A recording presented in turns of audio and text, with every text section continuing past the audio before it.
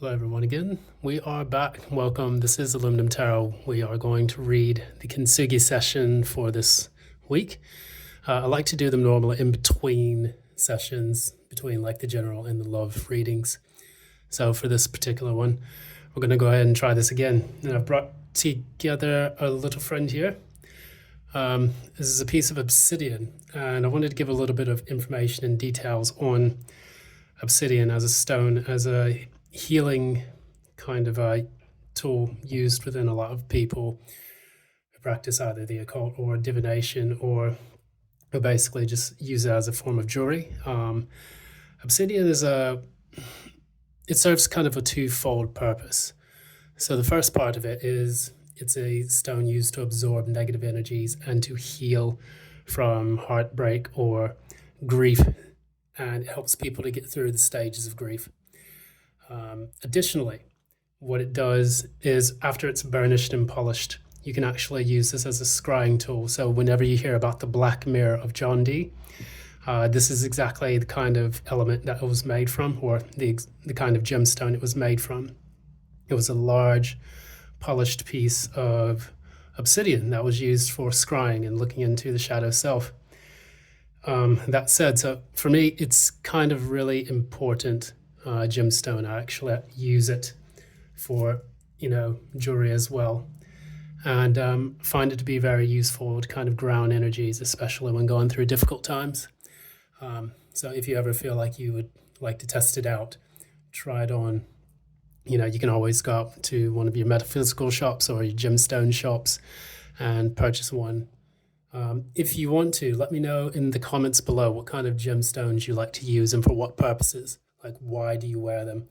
Why do you keep them around? Do you use them for your own readings? And also, do you find that some of them actually work, or did they help you through some scenarios or difficult situations? So again, for the Kintsugi sessions, we're going to look into 4 cards. It's going to be a very relatively simple and straightforward spread. It's going to be how you see yourself now, the challenge, and then the advice, and then the lesson from that advice. And so we can also pull a card to look at the potential outcome, but we'll see. This is for any sign, Aries through Pisces. Doesn't matter. If you resonate with it, just feel free to take the message. If not, leave it for someone who needs it. So additionally, welcome back again. If you like what you see here at this channel, please be sure to give a like, share, subscribe, ding the notification bell so that you don't miss any updates. And also, if you would like a personal reading, please feel free to reach out at the information provided in the description box on this channel. I have upgraded that and changed it so that way it's an actual email address instead of something that bounces back, because I made that mistake of not double checking the spelling for that. So I do apologize, but we're going to get back on track and carry on from there. So once again, Kintsugi session, let's begin. Spirit, please look towards the collective to help them to heal. Help my collective to heal and move on. Please help the collective to heal and move on through your messages. Divine, please help the collective to heal and move on through your messages. Divine, please help me to heal. Help the collective to heal and move on.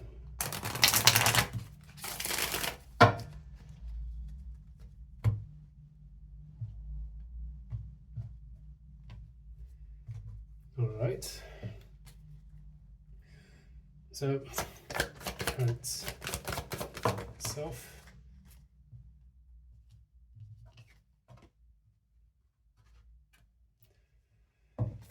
What is the challenge?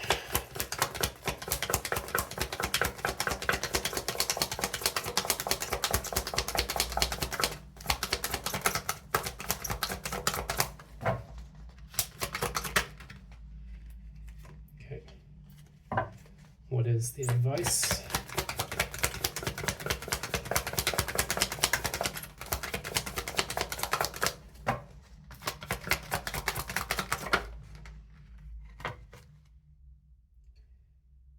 Okay. And then finally, what is the lesson?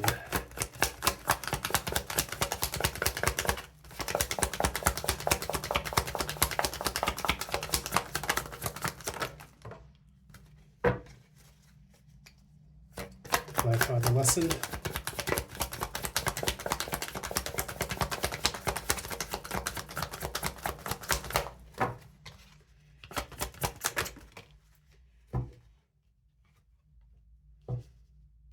Okay, let's clarify the outcome. Well, let's get an outcome. What's the outcome for my collective?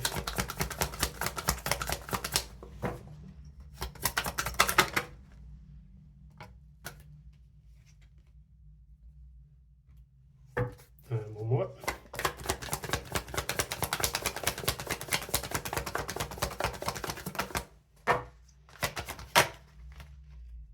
Okay. So, bottom of the deck, we have the Six of Swords. This is a card of making a transition that's usually painful from difficult times to more stable and happier times. So after the Five of Swords of basically bloodthirsty conflict comes the Six of Swords, when the person, I wouldn't say this is the loser per se, but this is a person who is taking what little they have with their with their offspring here, and has paid the ferryman to make that difficult transition from a very difficult, from a very dark place to a very stable and grounded place. And the Six of Swords represents the desire or the capability to receive a bit of harmony and to calm and quell the mind as they make this difficult process happen. And so for this, of course, this is done with the help of an outside person, the ferryman, who has actually helped and consoled people and allowed them to make those transitions. So this almost looks like someone who has gone through some kind of counsel, or who has taken on a counselor or psychotherapist, whatnot, to make that process happen. And so remember that when you make these difficult moves, these transitions, there's help around you, and there's always the chance for you to reflect on, the pain from the past, because the Six of Swords is actually the Three of Swords twice, it seems. It's almost like the first time when it's inflicted upon you, and the second time when you try to get over it, and you have to revisit that pain in order to make that transition, that transition over. It can also represent taking a trip, usually by water or a long distance trip, in order to reflect on that Three of Swords again. And so you could even also look at it as the Two of Swords and the Two of Swords and the Four of Swords as well. So you have the Two of Swords right here, closer to the people, which means that they're at an impasse, and then you have the Four of Swords right in front of them to reflect on, which is the healing process that takes place as they make that journey. This is what I gather from it. Other tarot readers may, think a bit differently about it, but that's what I gather from this. Moving on, we then get to how you see yourself, or your current state. Now, we're going to look at this. Right now, you're torn between two opposing energies. You have the Three of Wands in the reverse, and then you have the Eight of Cups in the reverse as well. So part of you you don't see your ships coming in. And normally in the upright, that would indicate that and you're certain that your ships will be coming in. However, with this, we see, the Ace of Wands behind him, and then you have the Two of Wands next to him, the ones that he's holding. So it's the new start that's coming in after he's made the choice from the Two of Wands from the previous card. And he's waiting in these, he's waiting by the riverside, and there are ships that are approaching slowly towards him. And this indicates a person who they've made the decision, they're just waiting for things to happen. Well, it feels like now that is not happening at all. Despite that, though, you have the Eight of Cups reversed. So you're now kind of torn in between, should I wait? Should I stay or should I go? Should I hold on just a little bit longer? The way you feel is that you feel like the amount of waiting and time and patience that you have invested into manifesting something within your life, you don't want to give up yet, but the pain of waiting around is too much to bear. And that can be a very difficult place for some people to be in. I remember that a lot of other people, they were saying that normally the universe puts you in a position where you have to wait in order to keep you from burning yourself out when you actually have to get moving again. That is possible, but as you can tell from the Taurus reading, I personally do not like it when the universe does that, because even though I'm a Taurus myself, I don't like the idea that a person should have to suffer greatly to be patient on something that most people don't really have much of a difficulty achieving. And if it's a special lesson that that person has to learn, perhaps a few rays of light would help them. You're on the right path, keep going. And I suppose that's one reason why people consult the tarot for that. But there is nothing like dealing with a situation where it feels hopeless and it feels never ending. That to me is a fate worse than death. And I'm in strong protest of having to live through those type of life lessons where it feels like you're in a purgatory of sorts. I mean, I've been in that place several times, and it's tested me to the limits. I don't know if you have experienced that in your own, but that is a very uncomfortable position to be in. So the challenge for that is that, you don't really see yourself being able to make that forward movement. You're trying to find a reason to celebrate in your life, and that's indicated by the Four of Wands here. So you go from the Three of Wands in the reverse to the Four of Wands in the reverse. And so it just feels like there's a lot of inactivity, because wands are normally actions or passions, or, even in some cases, sexual desire, depending on how it's manifested or materialized. Now, in your case, when you feel like there is a period of such inactivity, it creates that challenge, because you can't move forward, you can't plan for the next move, you can't enjoy yourself. It's hard for you to be happy. It's hard for you to move, it's hard for you to say, I give up, because you don't know if you give up, then what happens next. So it's almost like taking away your willpower to live a normal life. And that's a very disheartening thing. And that's the very thing that makes many people question, their faith, honestly. I mean, imagine that you're in a situation where you've said your prayers, you've meditated, you've done everything you can, and yet it still triggers that abandonment wound within you when you have to wait endlessly on something that you feel is kind of like a rectification of karma. Like, for example, someone has hurt you, someone has done you wrong, job's fired you, a girlfriend or husband has left you, you feel that you've wanted to show the universe that you have been a good person and you didn't deserve the treatment, but you have faith that the universe will, bring your situation to balance again, and it will restore your faith in humanity as well as yourself, as well as the universe itself. When that doesn't come, that is a soul-crushing experience to live through. That's the stuff that drives people to fits of rage or to mental breakdowns, or even worse, like people, self-deleting and stuff like that. When you feel that the door is closed on you and that there is nothing working to help you out, that is where that dark night of the soul starts to trigger. And that's when people begin to go through the worst emotions that they have ever felt in their life. So if this is resonating with you, my heart goes out to you.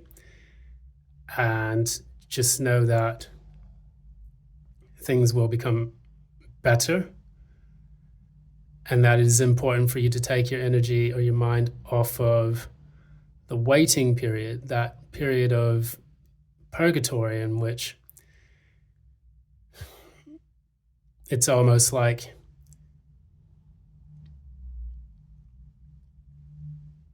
I keep getting the expression, it's a fate worse than death. It doesn't have to feel that way, but it can feel that way. And I just, my heart goes out to you for having to undergo that. So what we have here is the advice. We have 3 cards here. We have the King of Cups reverse, we have the Knight of Wands, and then we have the Ten of Cups in the reverse. Now I'm going to read this solely as advice. The first card we have is the King of Cups in the reverse, which indicates that in order for you to make progress forward, you have to get the emotions flowing again. You have to feel comfortable with feeling how you do when you undergo these types of situations. And additionally, you have to find ways to refill that cup, not with negativity, not with things like drugs, alcohol, sex, gambling. That would be more devil energy, and that binds you to it, and it actually creates an even worse situation. The King of Cups knows how to remain steadfast, even when the world around him is pure chaos and hell. This is kind of like a representation to me of Dante Alighieri when his character goes through the Inferno.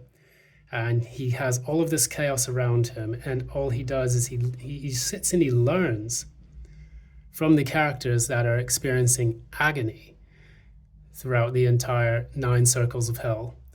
That was a very powerful book for me to read, because one thing it teaches is that how do we learn from suffering?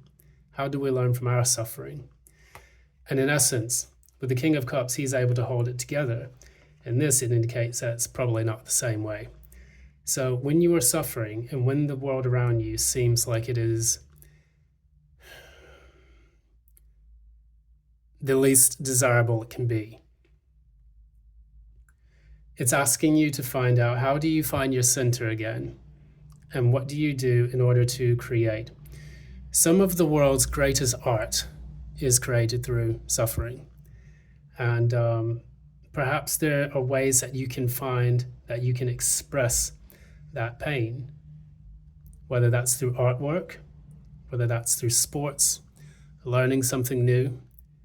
It could be traveling, writing. Some of the best writers in the world have gone through absolute shit to transmute their pain into something that he or she could share with the rest of the world. And this is a very powerful way of communicating that pain. So find your creative source, your creativity, use it as a tool to refill your cup with some of the best ways that you can communicate that pain to other people. Poetry, music, art, dance, travel, anything you can think of that will prevent you from turning to darker or more difficult,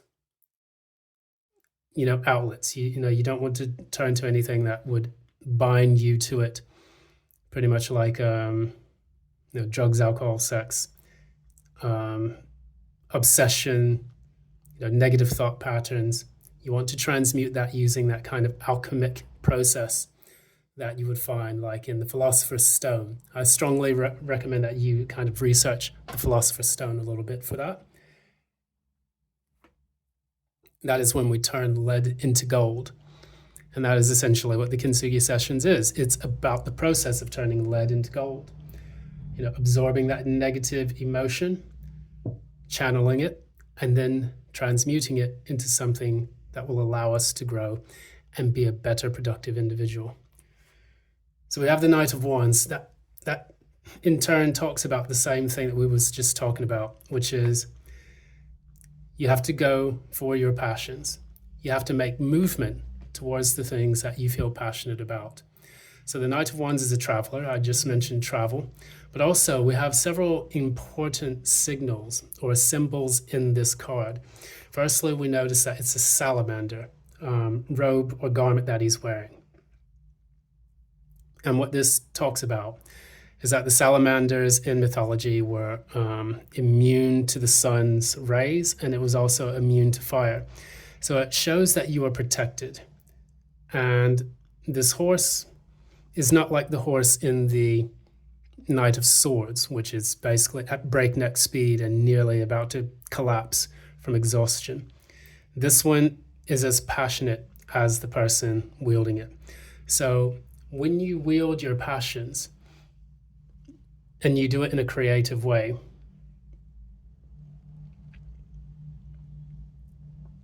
you will have full control over the direction of your life. We have the Page of Wands, who normally carries the wand with the saplings on it. And the Knight of Wands makes movement towards that passion. And so I would even say that because the Knight of Wands is looking to the left, it's possible that it's looking to the past. So one of the things you could do is look in your past and see the points in your life where you felt joy and what you were doing in order to experience that. So say, for example, you lost a job and you're really, really kind of in your feels that, you're not able to do what it is that you want. You're sad that you're not able to make money. It's difficult. Life sucks. It's very true. Well, what the Knight of Wands says is go back and look at those times in which you felt overjoyed. Why not start a journal? Why not, learn a programming language? Why not learn a new skill or talent? Why not go back and join a dance group on Meetup or something? Connect with a community of people that you would resonate with, who can actually, guide you in the right direction. For me, for example, I have a tarot, I'm part of, several tarot communities. And those people, I consider them, nearly close to family in the way, because they give me guidance when it's important. We go through our own struggles. Many of the members have endured some very, very harsh stuff in their lives, and we're there to support them when they experience that. And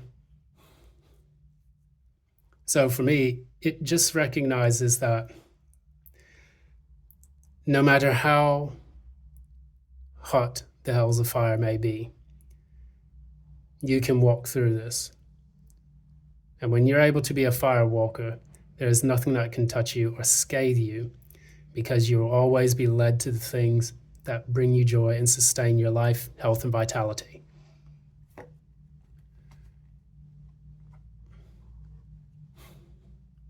So the last bit of advice we have here is the Ten of Cups in the reverse. At first glance, what this indicates is that, you're unhappy, and that's the obvious that's the obvious answer, of course. But even more so, intuitively, when I see this,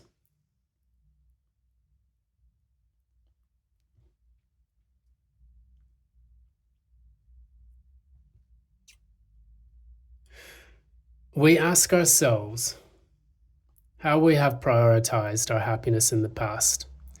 I had to take a moment to look at it and get an intuitive nudge about what it insinuates. Normally in the upright, we prioritize our happiness, which then trickles down into all aspects of our life: family, children, home, environment, neighborhood, and so on. When it's in the reverse, it's almost like we prioritized family, home, everything else, while neglecting our own happiness. So the cups are poured out. We even look at things like the pentacle, the pentagram. When it's in the upright, you have the 3 points moving upwards, which signifies the Holy Trinity: I am, I will, I create, or God, Father, Holy Spirit, things of that nature. And then the 2 pointing down, which is the duality, of the physical realm, the way I define it. When it's in the opposite, it's almost like you have the 3 points, which is the sign of the goat moving up. It's the attachment to, the material world, similar to the card number 15, the card of the devil, where, the persons are attached to their material passions and things of that nature. So the inversion of this 10 of Pentacles is not just that you're unhappy, but it's asking you the question, why are you unhappy, and what have you prioritized that when you lost it, your happiness was removed with it? So this is an important lesson that you may want to pay attention to, because oftentimes you will hear that when people attain certain things, because 10 is a number of completion, so the 10 of Pentacles would be similar to the 10 of Cups. Now, when people say that they have achieved something that they thought would make them happy in their life, they got a bunch of money, or they got that dream job, or they finally had that family. Why do you think so many people divorce their families?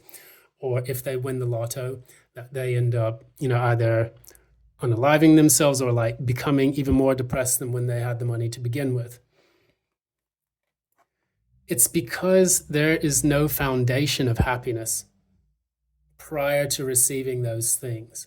And perhaps one of the reasons why you are now struggling with the loss of something and waiting for it to come in is because maybe the universe is trying to get you to reflect on what it is that really genuinely makes you happy. And can you individuate that, or could you separate that from the things that you feel make you happy? It's not within the things that you accomplish and that you achieve.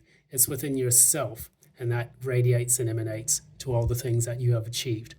So, for example, if I have a job and I put all of my,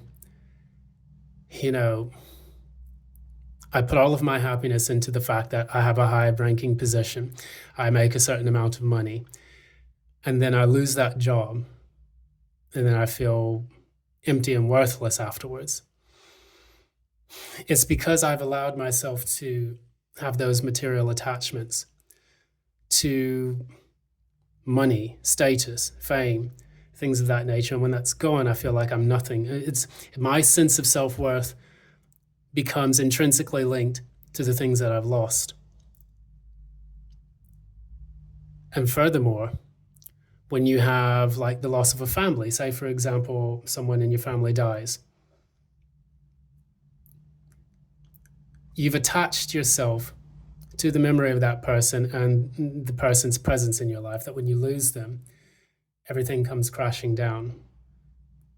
Well, I like to believe that we don't lose people per se, but even the memory of them lives on within you. And furthermore, the lessons that they've taught you have now become intrinsically linked to who you are and the person that you have become over the years. They have become a part of you by teaching you what they know about life, whether directly or indirectly. So we have to try to move back into the case where we prioritize the happiness that we are first, and that trickles down to everything else in our life, rather than I've got to get the family, I've got to get the money, I've got to get the house, I've got to get this, I've got to have the nice neighborhood. And then when shit hits the fan, then your happiness and all your cups has been spilled out because you never had those as your main priority to begin with. We cannot attract things if we are not those things to begin with. If we are not happy, we will not attract a happy life. If we are not abundant within ourselves, then we cannot attract abundance. And this is what many people scream about on, the internet and in spiritual books. Richlop is a master at talking about this type of subject. I'd strongly recommend you go and check out his work. And there's plenty of YouTube readers that can attest to this as well. So those are the lessons that you're learning from this. So now we get to, those are the advice. The advice. The lessons. I think I pretty much said them anyway. I mean, the universe is holding you in place. There is no forward movement in your material circumstances. And the ability to materialize what you want comes at a point because you made yourself feel like you did not have any self-worth without those material things, without those things outside of yourself. Normally, the Nine of Pentacles is a card that indicates a person is fully abundant by themselves and has the freedom and independence to do what they want because they have accumulated the wealth from the work that they have carried out in the Eight of Pentacles. And then there's this bird that comes here, which represents taming of the self in order to achieve that goal. You also have the grapes around, which the grapes represent that same abundance that you would find in the King of Pentacles and the Empress. And these are, different symbols that you'll find permeating throughout the tarot, especially in the Rider-Waite card, the Rider-Waite deck, sorry. However, when it's in the reverse, you feel like you need other things outside of yourself in order to feel abundant, rich, and to feel like you have what you need to survive in life. You may feel like you have a bit of codependency financially, but this happens oftentimes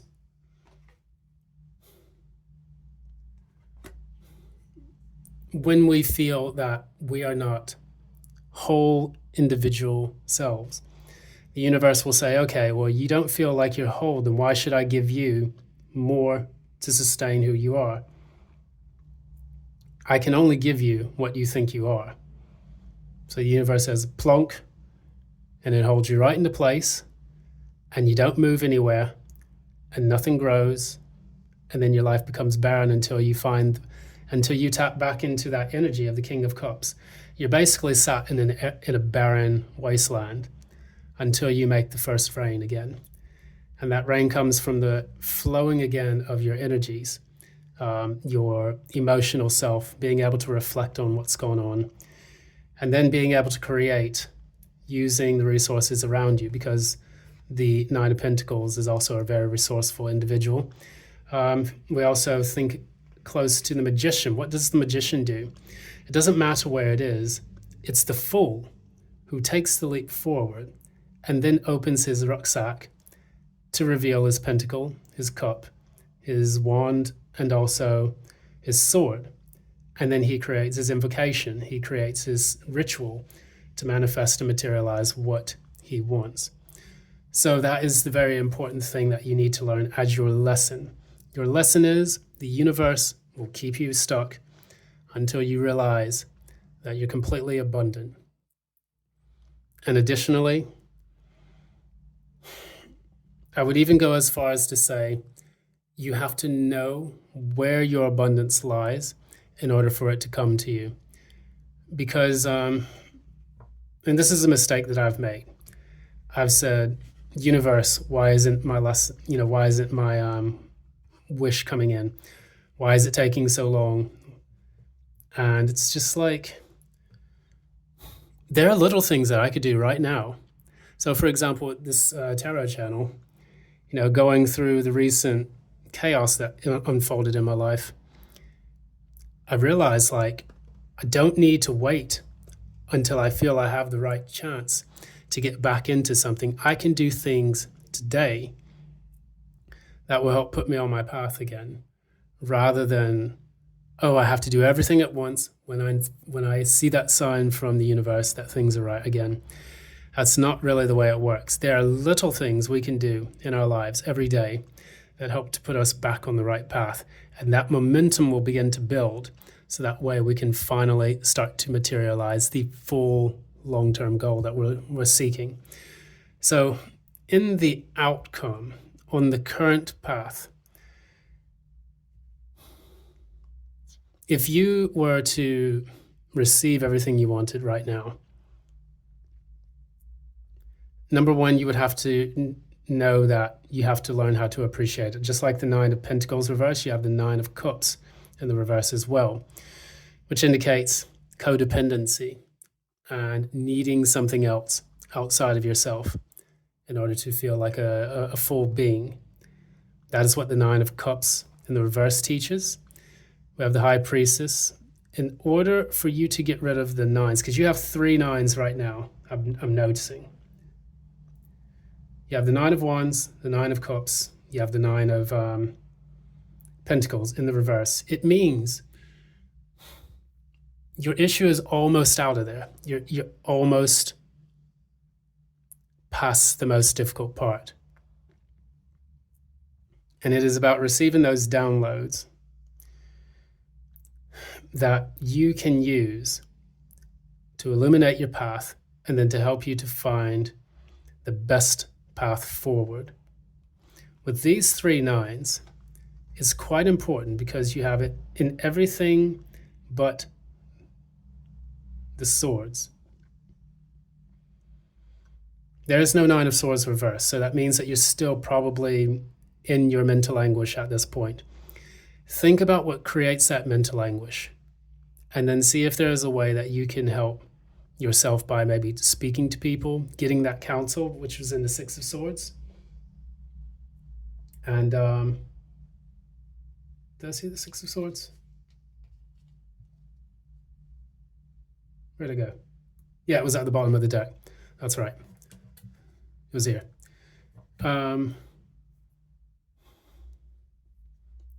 It's about reflecting on the situation as you're making that transition in the Six of Swords, getting those spiritual downloads, understanding the lessons that you need to learn in order for the universe to open up. The universe also operates a lot through transits, especially. You could call them the archons that are in, in our planetary system that, compel a lot of the events that unfold throughout our existence here on Earth. But with these 2 nines on the sides, it's almost like you're almost there. It's just that you don't see it yet, and it's very difficult to feel that.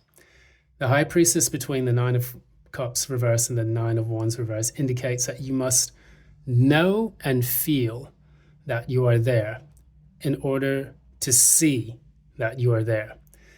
The High Priestess sees what we do not see. And she holds the keys to those secrets of the universe because she is able to remain balanced with the black and white column on both sides of her.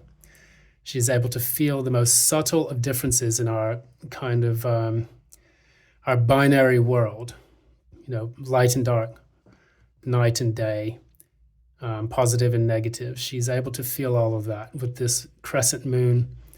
And that crescent moon, and then her crown, which is also the 3 phases of the moon, indicates that she is fully in tune with the ebb and flow of our lives. And so for her, she knows that the situation is almost over, and she also knows that we are abundant beings in ourselves. We can become emotionally independent if we choose to do so. We can reach the finish line if we choose to do so. We have this knowledge innately within ourselves. And even with the Nine of Pentacles, we feel that we can make it. So if we can flip this around, if we could flip these energies around, we have the Nine of Pentacles and and the Knight of Pentacles. That Knight of Pentacles can finally bring your abundant self. The Nine of Pentacles, that 10th pentacle, which represents your full legacy. It's just a matter of us being able to tap into that psychic capability of knowing when the time is right and how best to make that movement forward. Even if it's just cultivating a new mindset, which then changes your energy field and then can attract those new things in. Now, I'm saying this because I have been there. I get into negative thought patterns oftentimes because I feel like there's no light at the end of the tunnel. And then I come and I sit down and I do these tarot readings and I'm just like, okay, this makes more sense now. Thank you, universe, for showing me these answers. Let me get off my, my ungrateful arse and try to make this work again. And I have to practice that gratitude. I think gratitude is one of the energies that really helps us to realign ourselves when we are faced with such difficulties. And I ask myself sometimes, when I was in my previous situation where I was in what seemed to be my dream job at the time, and then as I realized slowly it wasn't my dream job and that it was a bit of a nightmare, when I was in that relationship and I thought it was the love of my life, I had met the woman of my dreams, and that slowly the mask began to slip. When that happens, it can be devastating because we've already invested so much into the company or the person or a specific thing. And when that thing lets us down, it's like here. And that thing lets us down. Why are we so sad? Oftentimes the healing process is not just time heals all wounds. What it is that we have to realize that we know the reason why this didn't work out in the first place, but because of our attachment to it, it's flipped our world upside down. That's when we get that 10 of Cups reverse. But if we flip it around using Hangman energy and we say, okay, this didn't work out because, the universe did not want you with this person. The universe would show you that this job would become a nightmare down the road. You'd be in a much worse situation. We want you to get started on what you truly desire now and cultivate that sense of happiness and that sense of groundedness so that when your new thing does come in, you are mentally prepared, you are emotionally prepared, and you are prepared in action to achieve that. And then you will get to that 10 of Pentacles. So that's what I'm getting from this spread. Hopefully this helps. And as I say, my heart goes out to you. I understand. It's not just a matter of, I see what's in the cards and this is the message I'm delivering to you. I'm going through the shit myself and it's not fun. And I have gone through this before in my life and it's never been fun. But you will make it through and you will find a way. The universe will always find a way. So thanks again. This has been Aluminum Tarot. Thanks so much for joining for this reading today. This is the Kintsugi session, which is about healing in difficult times. And I got my friend Obsidian here to help us through the course. If you like more like this, please be sure to like, share, subscribe, ding the notification bell so that you don't miss any of the updates from future postings. And also, if you like a personal reading, feel free to reach out at the information in the description box below. Please be aware of scammers, avoid them at all costs. I will never come to you for a reading. That information is also in the description box below. Thanks so much for joining, and it's been a pleasure reading for you. Hope this helps. Love and light.